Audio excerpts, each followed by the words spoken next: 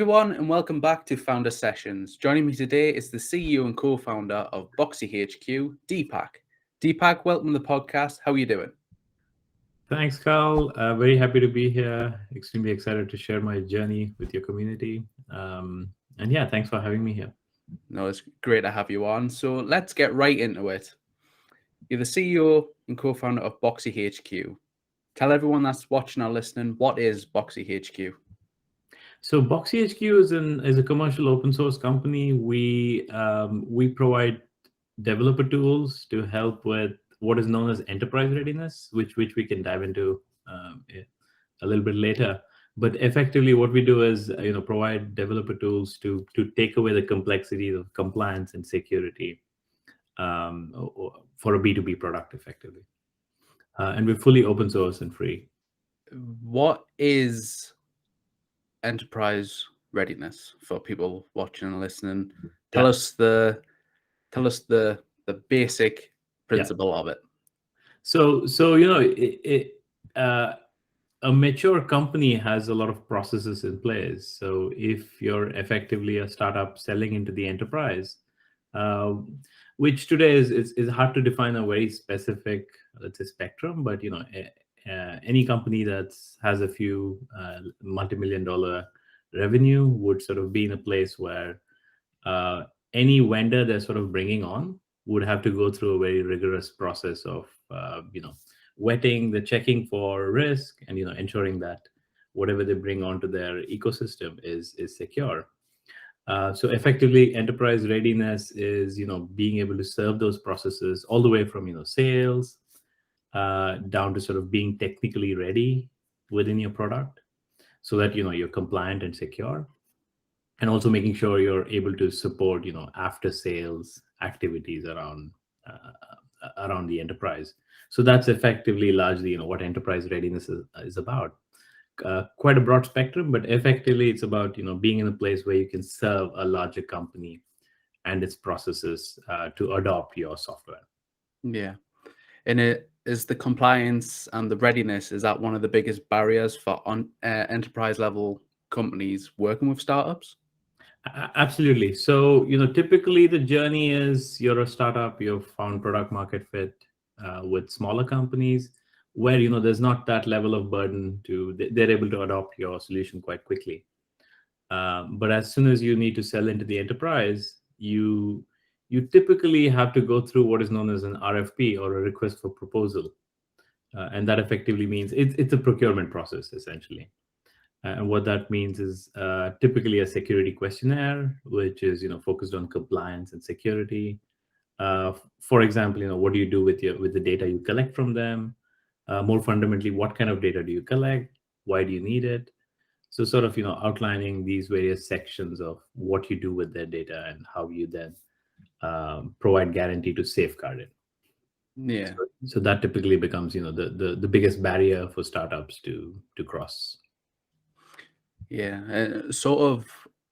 Obviously, the readiness is key for startups. Yeah. But is there anything else a startup should be doing if they're looking to work with enterprise level companies?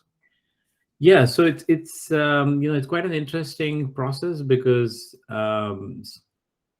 enterprises are looking. They have innovation teams internally. They're on the lookout for innovative startups, and there's definitely budget for them to sort of look out for those few key things. Some of them may not be in their core workflow or process, but if you sort of have a product that's really innovative and is sort of bringing in either some kind of an ROI in terms of revenue for them, or simplifying a business process for them, then they're definitely on the lookout for startups, and are happy to work with the startup to overcome all these barriers that we just spoke about.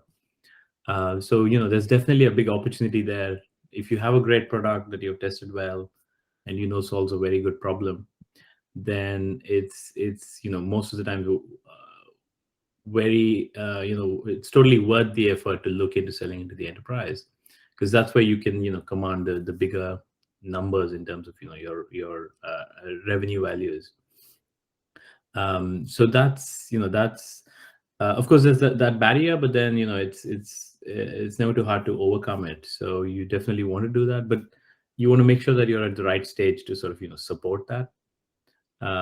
So ideally, you're either a startup that has to sell into the enterprise, at which point it's definitely something you would cater to, or you've found that product market fit within the smaller segment and moving up the chain. So you want to make sure that these enterprises are finding you, so that they then know that you're an innovative startup and you can start that procurement process with them.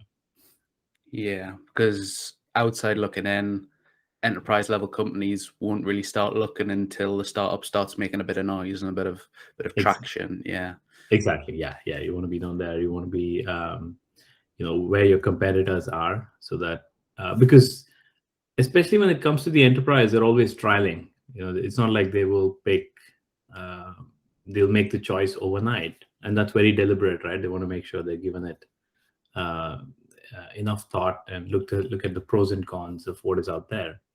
So you sort of want to get in when they're trialing your competitor, so that's there's always space for you to go in and make sure your product is seen. So you want to make that enough noise for them to discover you. Yeah. And how long would you say a typical that process is from initial talks with enterprise level customers to actually being a customer? If that makes sense. Very large spectrum. I've seen edge cases on both sides of the spectrum where it's very quick because the startup has all the processes in place and you're up and running within a few weeks. That's quite rare because that has to be driven by various forces, right? Predominantly, your product is ready, but then also the enterprise has some kind of a need to push it out there. This could be typically some kind of a compliance directive that has a deadline. Then that's a very effective way to sort of push through your product. But it's anywhere within from a few weeks to I've seen things take 3+ years to materialize. So it's a very long process, right? It's a marathon as opposed to a sprint, definitely. But on average, I think 3 to 6 months is a good time to sort of see your product being adopted by an enterprise. Yeah. Wow, imagine waiting 3 years to get a big ticket client. Wow. That's 3 years. That's the average lifetime of a startup probably isn't 3 years. Exactly, but these things do compound eventually, so you may lose that out in the first. So it's very important for a startup to not rely solely on a handful of enterprises, because you don't know which way it tilts.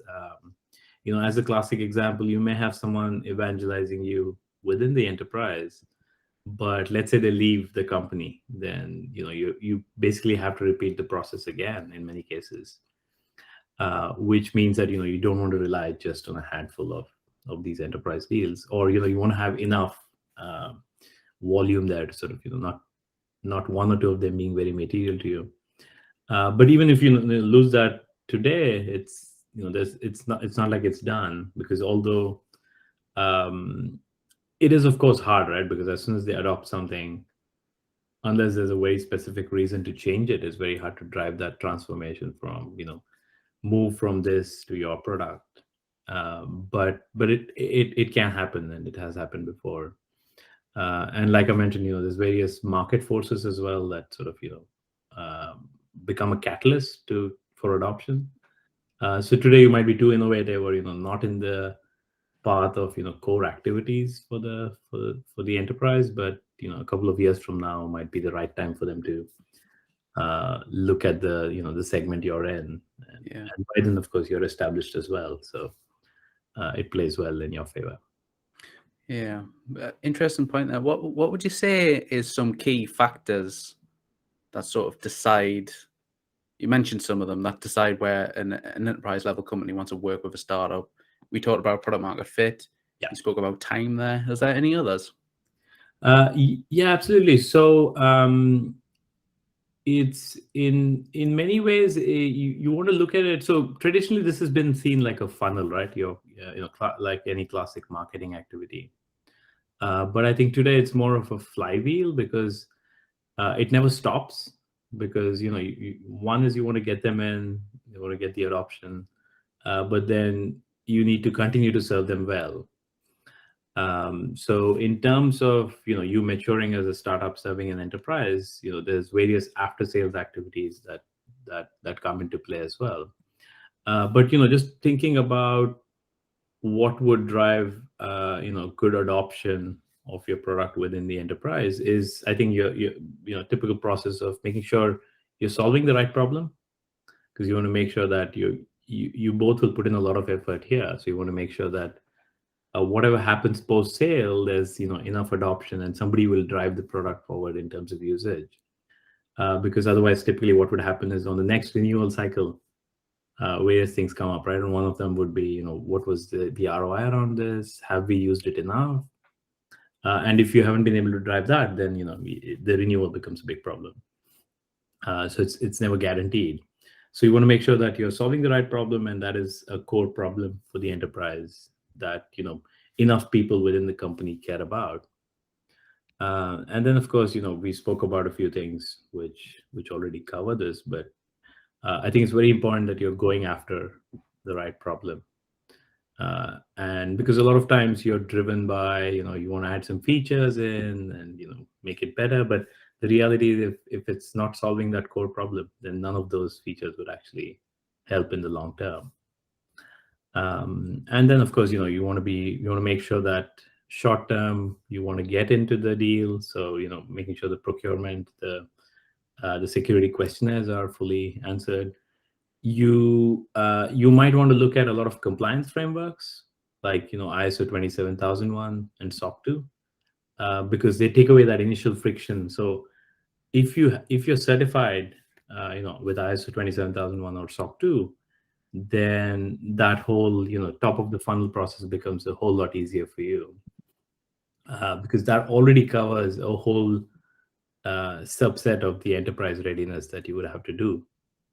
And you could you check 60-70% of that RFP that every enterprise would want you to sort of check.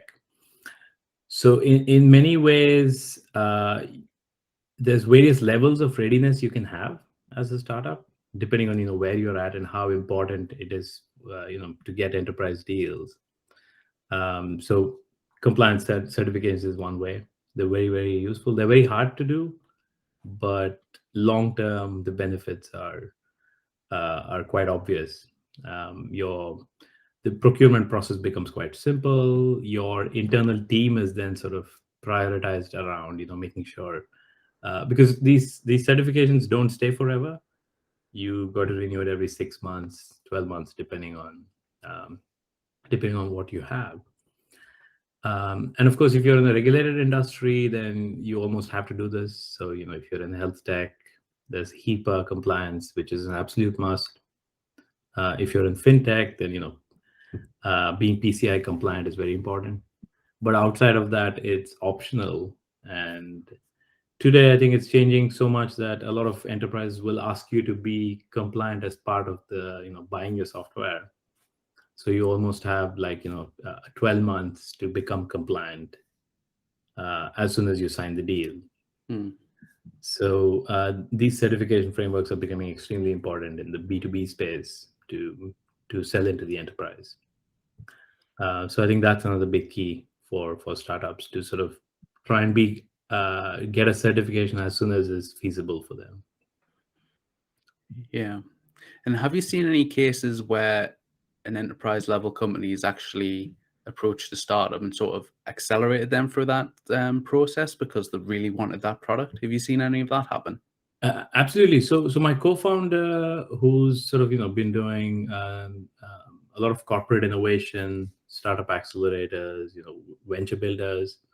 So he always talks about a lot of examples where and that's why the problem you're solving is extremely important, because if it's big enough for the enterprise, they will then come and then make it easier for you to. You still have to be compliant, right? There's no shortcuts to it, but they will help you make that jump, and then ensure that you know exactly what is to be done in order to be compliant. So there's no ways to sort of short circuit that process, but you can get the enterprise involved a lot more if it's a core problem that you're solving for them, and that they need to get solved immediately. So we've seen a lot of examples of that happen, simply because they knew that the product would add a lot of value and they wanted to get it into their stack. Yeah. And just for the people watching and listening that might not know what enterprise level companies are, could you give some names of sort of the big names of enterprise level, just to get people familiar with what they are?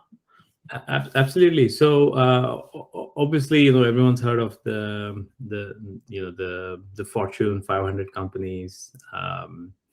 They would be your classic, the top tier enterprise, right? Really big companies. If you take, for example, Thomson Reuters, they have about 60,000 employees, I think, probably more now. So they would be a very large enterprise. And typically, of course, you would probably be serving a department within that, but the framework is effectively the same. It's the same kind of process to cross, whether you're selling to a small department there, or let's say you're selling an HR software to the entire enterprise. So Thomson Reuters is an example of a very big company. In London, you could take the example of Wise today. They are pretty much an enterprise, although they were a startup that grew well, and it's been about a decade, I think. But they have those processes that any enterprise would have, within their procurement process. So if you're selling into Wise today, that would also be classified as an enterprise. So I think it's hard to put a exact segment, but I would say any 100+ employees is already sort of tilting you towards an enterprise. Yeah. Because beyond those 50 employees, you need to start to have these processes internally, and then beyond 100, it's you're at a place where you just cannot do things without proper process around them. Yeah. Very cool. And Deepak, how did you get started? Let's talk about your journey, your entrepreneurial journey. Let's talk about that. How did you get started? Absolutely, this was quite a long time ago, almost 2 decades.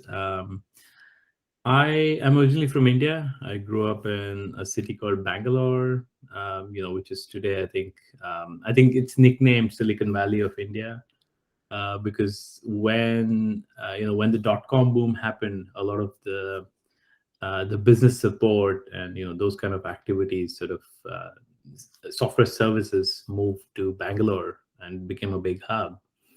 So 2001, I graduated and I left for Singapore to do my master's. Bachelor's. And that was a time when I happened to meet some seniors in university. They were doing something called a startup.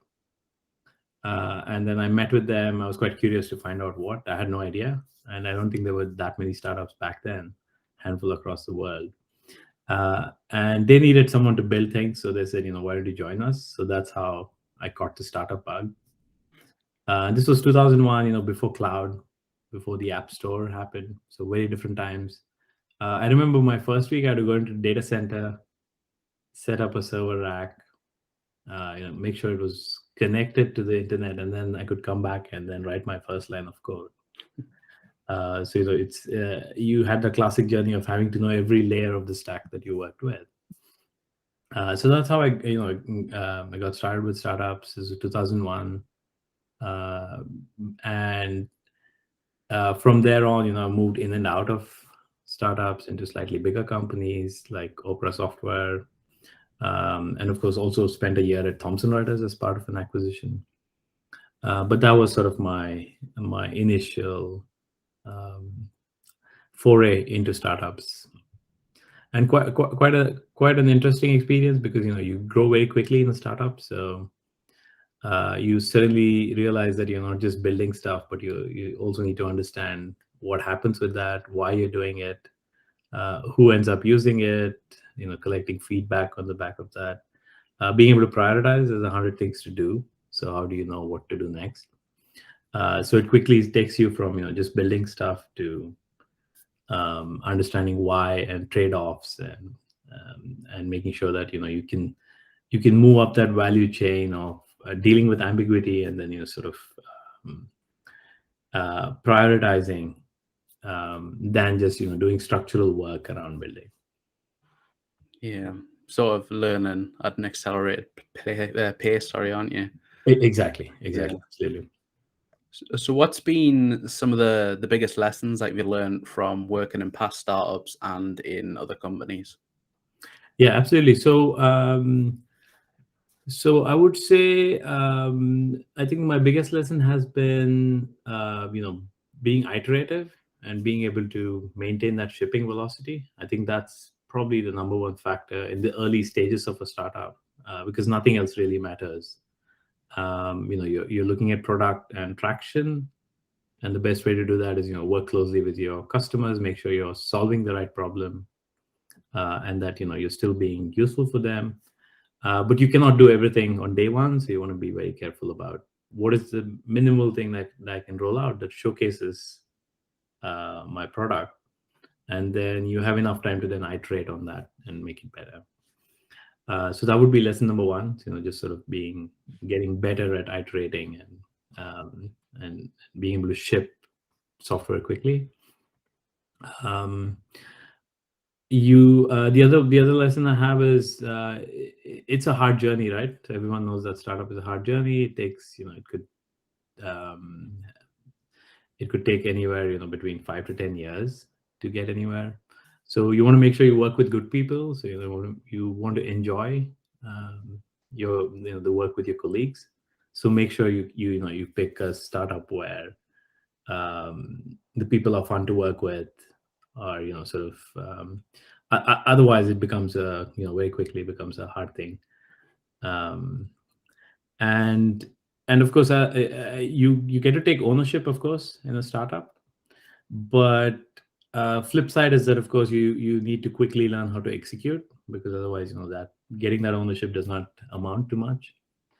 So I think that's the third lesson, where there's a lot of opportunity to take ownership, but you want to quickly learn and understand how to execute on that. You own that piece, but what does it really mean? What is important? How do you show that value? And you have to do this quite quickly. So, which I think brings me to the fourth one, which is dealing with ambiguity. So I think that's the biggest thing in a startup. There's nothing structured. Things are moving quite quickly.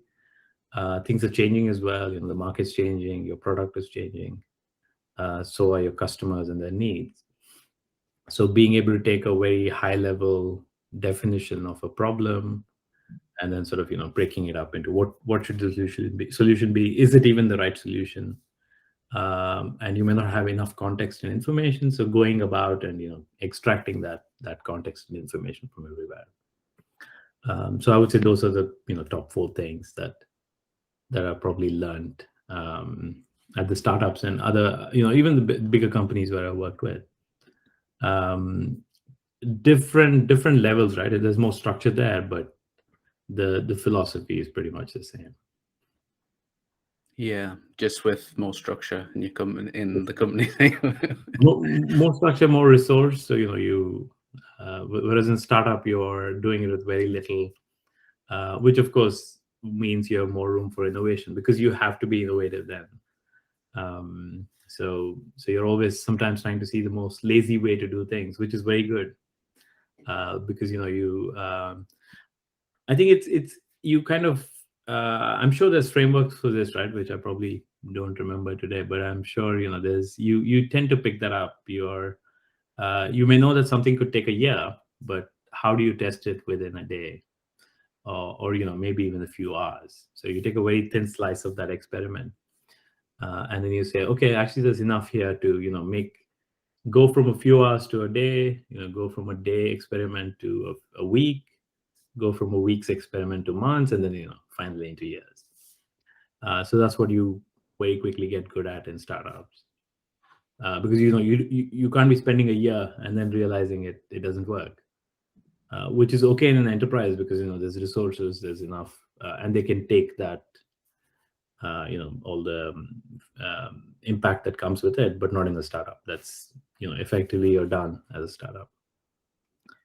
Yeah, I think a lot of people push for speaking to customers and validating first before touching any line of code or anything. Yeah. Absolutely. I think, especially for technical founders, because code is very safe, right? It's, your machine behaves in a specific way. So it's a lot easier to churn out code than the ambiguous part of, how do I distribute this? Where do I go? Where are my customers? Do they really need it? So you want to make sure you validate it before you do anything. Because a technical challenge is easier to solve than, a demand problem or a market problem. Yeah, and speaking to customers brings its own challenges as well, but it can save you a lot of money in the short term, because you don't, like you said, you don't want to get to put a year of your time into it and then get to somewhere where nobody likes it. Exactly. Yeah. And you spoke there about your team, the importance of a team. Yeah. Do you want to talk more about your team? Tell us about their backgrounds and sort of what they've been up to. Absolutely. So, two of us started BoxyHQ. So my co-founder, his name is Sama. He's Peruvian by origin, but he lives in London as well. And we met each other at the Wyra accelerator from Telefonica. So he used to head the Wyra accelerator a few years ago, and most recently he was at AWS, working on a program called Startup Connect, where AWS connects startups with enterprises and corporates, innovation hubs, venture builders. So for the last 10 years, he's predominantly been doing what is known as open innovation, or corporate venture building. So he and that's why the problem resonated with him, because he's seen it from a different angle. For me, it was about being in a startup and becoming enterprise ready, so that we could sell into larger companies. For him, because he's always been connecting them, he sort of understood the value of speeding up that process.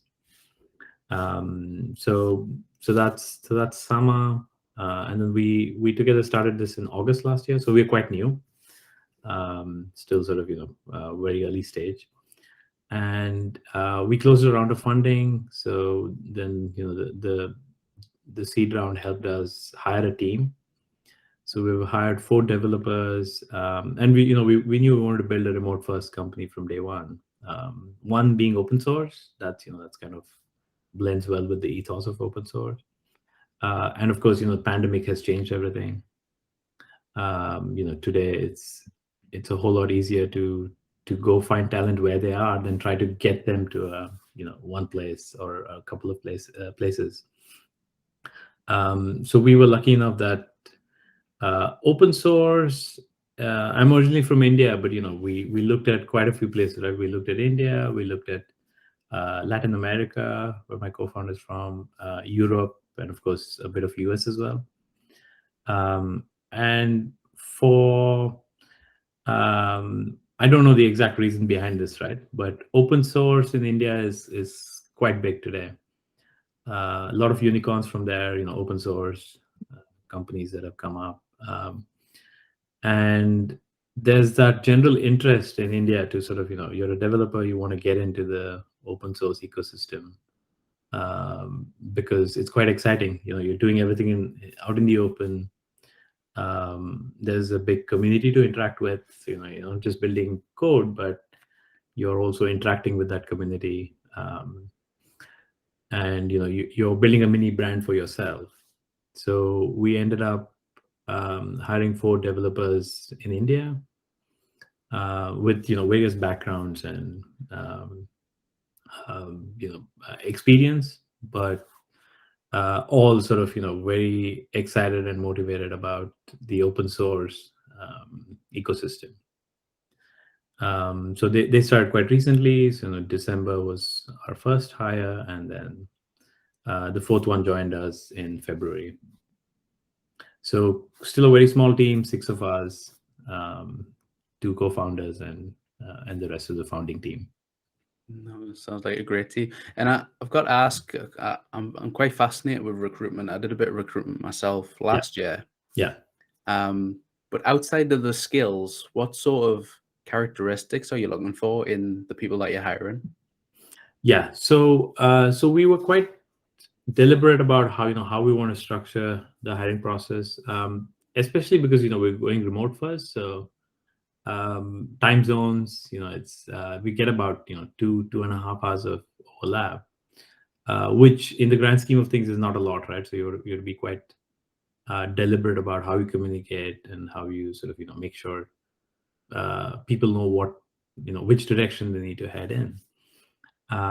So we sort of sat down together with I sat down together with Sama, and then we sort of mapped out some initial values that we want to focus on in terms of the way we want to work, our processes. Very, very lightweight, right? Nothing. This will evolve over time, but that was sort of our initial base to work off of. And then what we then did is said that we'll try and base the hiring on on the basis of these simple values that we have. So for example, iteration is a value we've added, because for us that's quite crucial as an early stage company. We want to make sure whoever we hire understands this and can work in the same fashion. So that's the first thing we did. And then what we do is a very simple process, because we're quite small today. And this is what we did with the 4 devs we hired as well. Is my co-founder would do an initial sort of screening round, effectively making sure there's expectations about that this is a remote role, at least for the foreseeable future, right? We don't intend to have an office anywhere, or people are just expected to work from wherever they are today.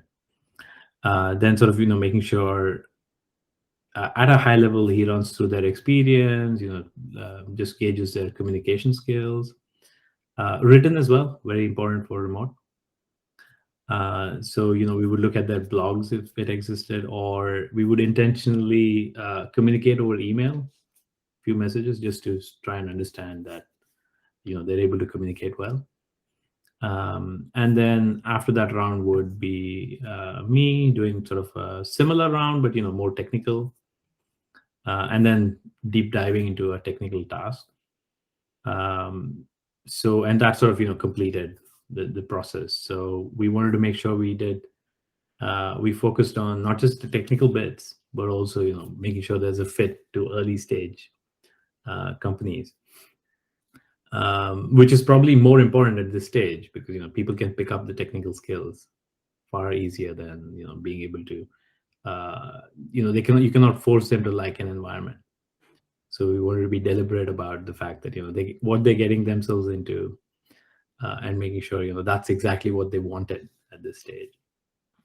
So that's largely how we sort of thought about the process, and this will of course evolve, because as we grow, we're able to give a lot more structure. Then the hiring process itself will also change a lot, but that's predominantly how we did this initial round. And having said that, it's still very difficult, right? It's I think we're being iterative about that as well. And sometimes it's impossible to know. So once they start working with you is when you really get to know the person, and see if everything you thought about them during the interviews sort of check out. But yeah, you try and do everything you can to identify red flags, and sort of eliminate anything that you already know from day one. Great insight. You highlighted the biggest fear of mine is, like, we interview people, and it was during lockdown, so it was on video call. Yeah. But the fear is like, how do they actually work? What's their processes and things? Because you can't really judge that. Yeah. So yeah, no, that was one of the big ones for me. Sort of that fear of, like, we've spoke to them, they're lovely people. Yeah. But we don't know what they work like. Exactly, absolutely. Yeah. So let's talk about open source. Yeah. First question, what is it? What is open source?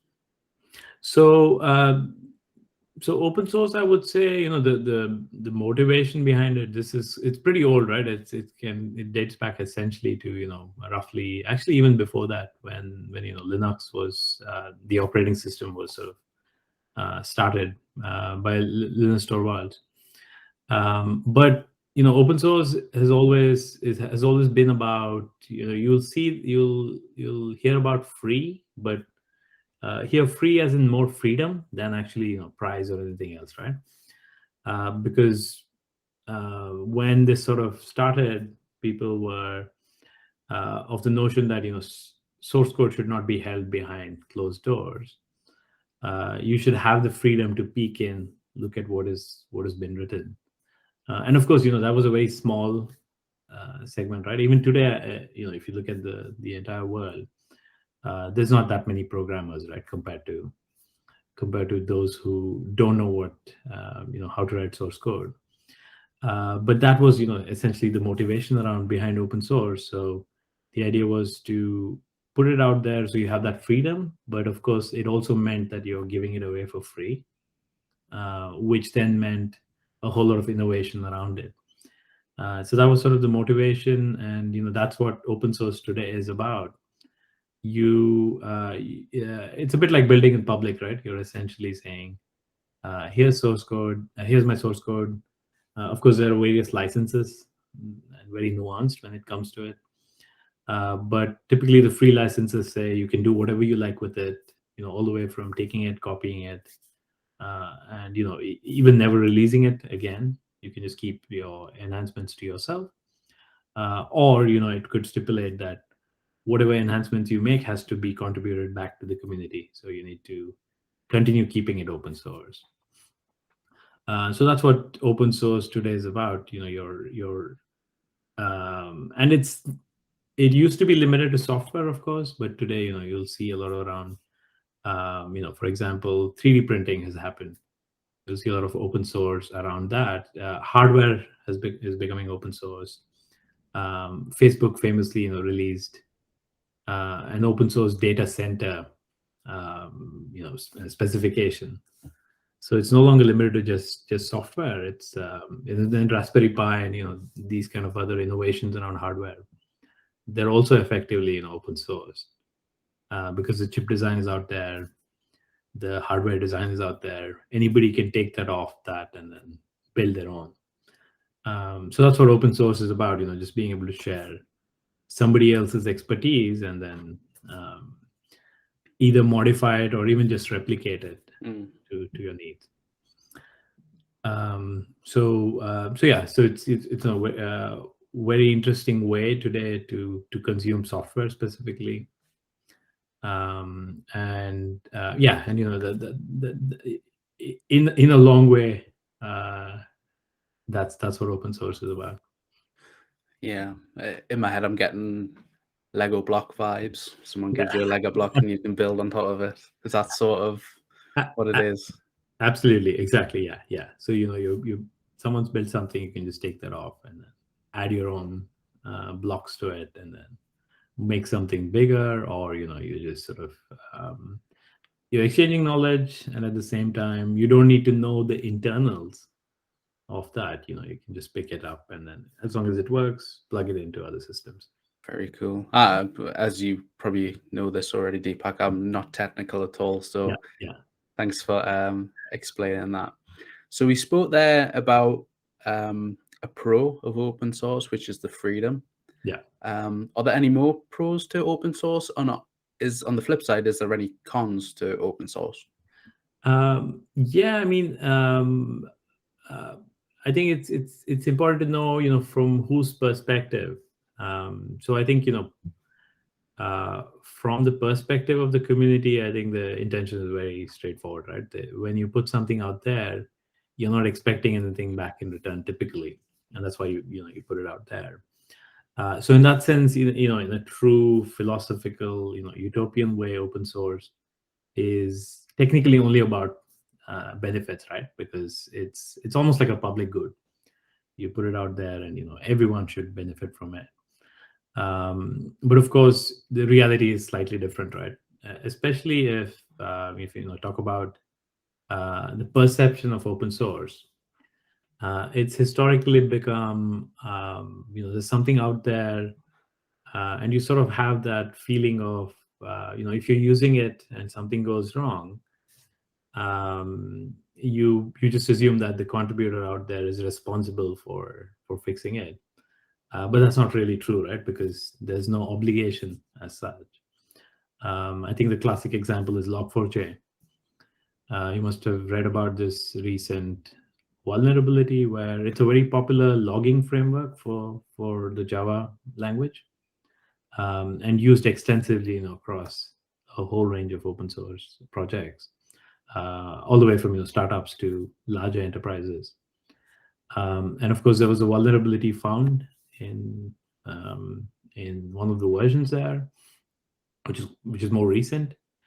But then effectively, the immediate reaction was that the contributors have to fix this, and of course they did, right? And they're doing it for free. There's no commercial entity behind it, or they're not getting any money for the work they're doing directly. So I think that's kind of I would say the con, that that understanding of what open source is about, and taking for granted that something is free and will be maintained and taken care of. So that sort of that business model there is quite broken for the open source community, because a lot of developers are doing this in their free time, just because they love to do this. But the expectation from the other side is that they're pretty much there to serve them, but that's not the reality. So I would say that's one, that just that misunderstanding of what open source software is about, which effectively means a lot of burnout for the developers involved. So there's and this is very true, right? This is a harsh reality, because they have day jobs.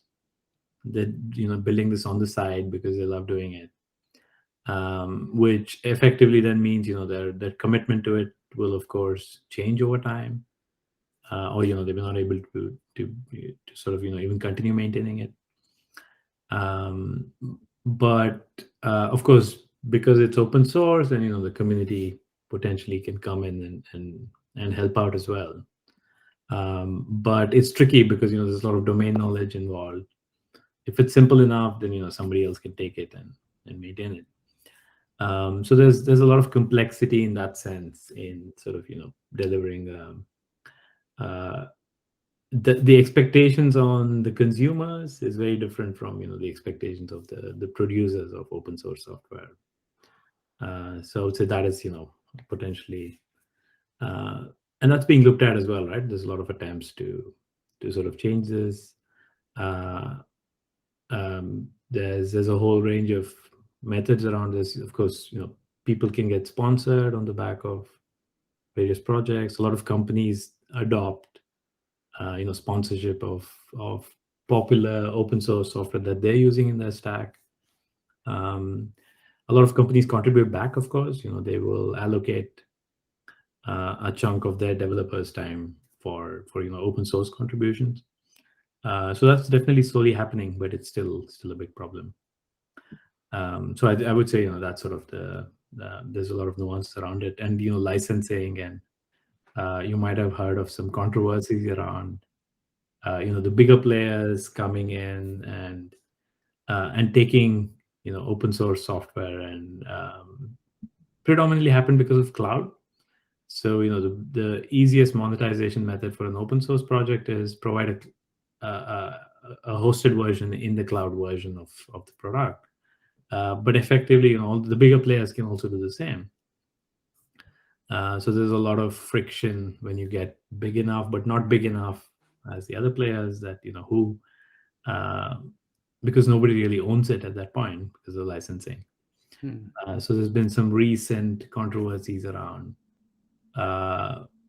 some of these startups changing the licensing to make sure that they're not misused by the larger players. But that meant philosophically you're changing open source from what it was, which was open source, to something that's not open source, which meant there's a lot of debate. You do have the true open source enthusiasts who are who believe in open source is open source, and then there's another spectrum of people saying open source, but it also needs to have a sustained way of managing that moving ahead. So that I think will continue to happen. You have these controversies. Different people have different takes on it. There's no necessarily right or wrong here, right? Because it's points of views and philosophies, and sort of sometimes you're viewing it from a maximalist point of view. So what is that utopian version of open source versus what it is in reality. So like any system there, there's a bit of controversies and messiness around the politics around this.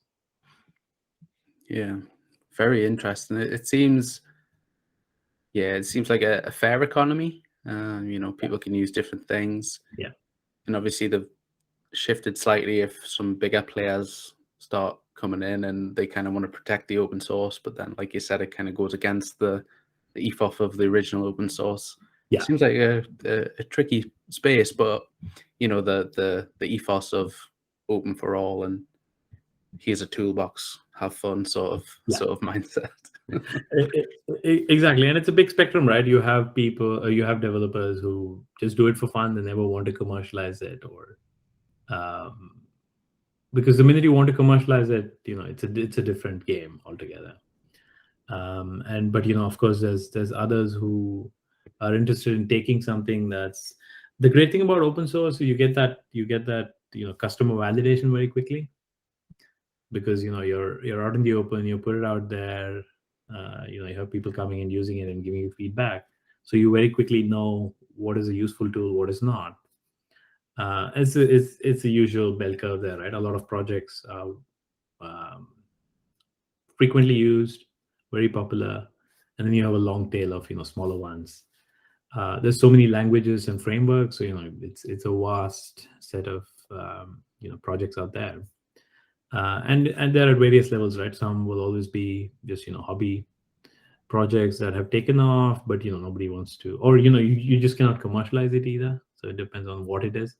It could be a simple library to log something, in which case very hard to monetize just that specific thing. All the way to databases. They've always been open source. The most popular databases are about 30 years old now. It's other than a handful of examples of commercial databases, pretty much everything else has always been open source and free to use. And to be honest, the innovation in software we've seen in the last 20 years is predominantly because open source sort of allowed that. It didn't cost you anything to take a Postgres database or a database and build on top of it. And that's what spawned all your other frameworks, web frameworks, which then made it easier to build applications, which then meant the cost for a startup to go from in the dot-coms time, when you needed a few $1 million to get started, because you had to have a data center and you had to have that initial infrastructure. Then cloud happened, with the power of open source. It meant for a few $100 or even lesser a month, you could have a prototype up and running. So that cost and that risk of testing a startup, validating a startup has fallen drastically. And a big contributor to that has been open source software, because without that, pretty much there was no way to make this happen in a economically scalable way. Very cool, very cool. Thanks for sharing, because I had very little knowledge on open source. So hopefully people watching and listening as well have learned as well, because I'm fascinated by it now. So let's get back onto you as a founder, co-founder. Yeah. You've been running Boxy now for 6 months. Yeah. What has been some of the surprises, some of the rewarding aspects of running your startup? Yeah. So it's been very interesting. I think and you see a lot of startup advice out there as well. So I think for me, personally, in terms of what's been rewarding about this is we've literally willed a company into existence, right? From being nothing but just an idea into sort of starting to materialize things around it, and being able to raise money on the back of this to bring it into existence. So I think that's been very rewarding. So you take something and you're building it, and you are then starting a company around it, and then making it possible. And of course, as a result, we're also influencing a lot of the people who get involved with our startup, both directly and indirectly. So that for me is, I think, the bigger picture around this. The startup, may or may not exist in a few years, but the experience from it, the people who sort of come along the way, that never stops, right? That continues on. So that sort of being able to it sort of lives on as a legacy of BoxyHQ. So that's been very very sort of rewarding from day one. There's that thought of all of this happening. And of course, for us, we always knew, right, the challenges that would come with it. It never gets easier. Whether you've raised money or not, or whether you're bootstrapping it. So for us, the biggest sort of lessons have been what we were discussing, right? Make sure that we're building what people want.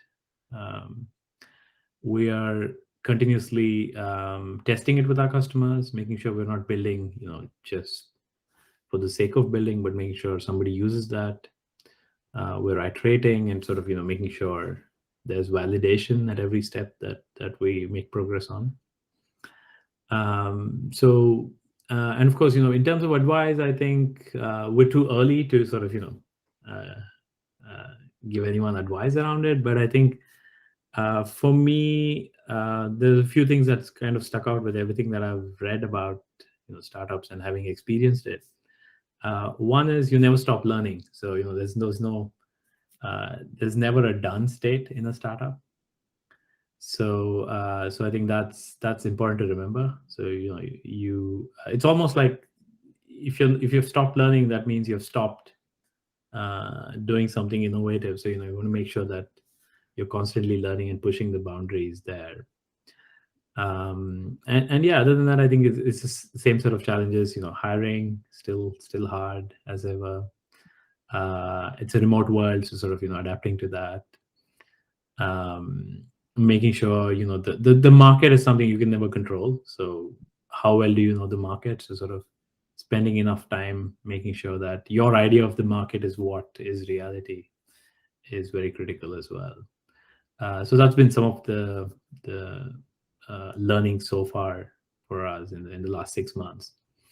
Yeah, thank you. Great advice there. I think, yeah, knowledge is so important. Just, like for example, I've learned about open source. Yeah. Tomorrow it might be a day about recruitment. I'll learn something about recruitment. It's just that constant Exactly. Yeah. Reinvestment into yourself, Yeah. so that you can, be a better founder, co-founder, that sort of thing. Exactly. Brilliant stuff. Last question, Deepak. What is the long-term vision for BoxyHQ? Where do you want to take this? So we, at BoxyHQ, we're pretty much in the realm of cybersecurity, and with everything we're seeing today, and we know that software is eating the world. So pretty much everything is being driven by software today, which is a great thing. But then, of course, the attack vectors for consumers, for startups, for bigger companies, for governments, for everyone out there, right? It's increased a lot. So we pretty much see cybersecurity as the next big frontier, and there's no everyone knows this, right? There's no it's not surprising to anyone.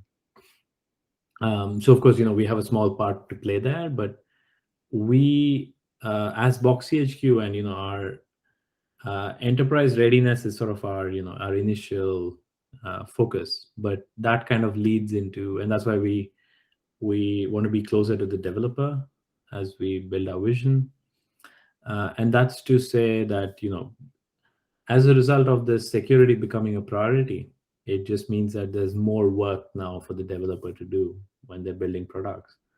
You can just no longer just build something and think that it's done. You need to start thinking of the implications. Who would want to sort of misuse this? What are the various boundaries or surface areas that they could misuse? So that we're seeing that what is known as a shift left of security from security teams, so to speak, to sort of developers who are building the products. It doesn't mean that it's completely moving there, right? It's a spectrum. You need everything that you do today on the outside, protecting your network, your infrastructure, but then you also need to start thinking about your internal security.